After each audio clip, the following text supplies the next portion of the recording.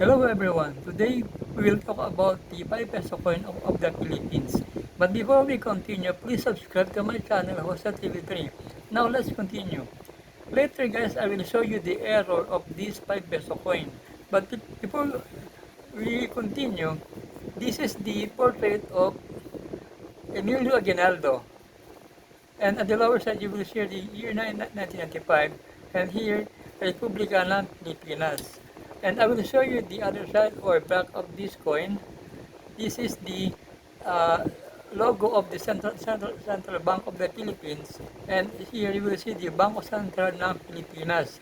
And at the lower side, there is a 1993. Okay, let's continue.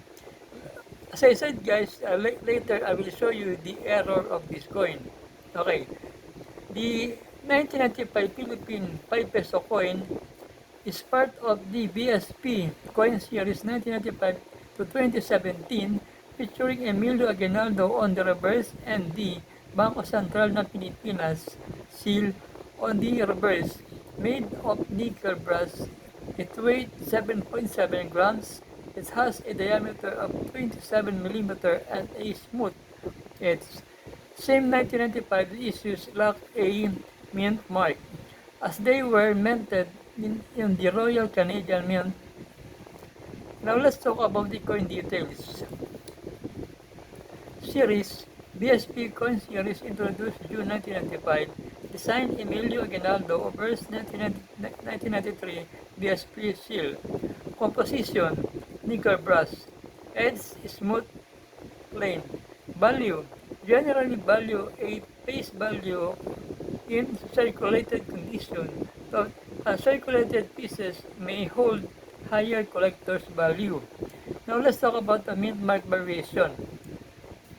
Some 1995 and 1907 and 1998 coin were struck by the Royal Canadian Mint and do not have a mint mark.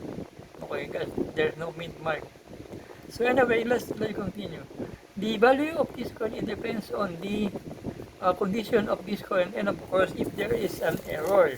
Now, as I said earlier, I will show you the error of this coin.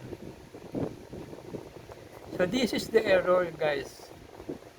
There is no name of Emilio Aguinaldo here. This is blank. So this is the error of this coin. This 5 peso 1995 has no name of Emilio Aguinaldo. I have another one here. This is also a blank. There is no name of Emilio Aguinaldo here. I have two coins like this one. Year 1995 5 peso coin has no mint mark. So anyway guys, before I end, please subscribe to my channel, Jose TV3. Thank you.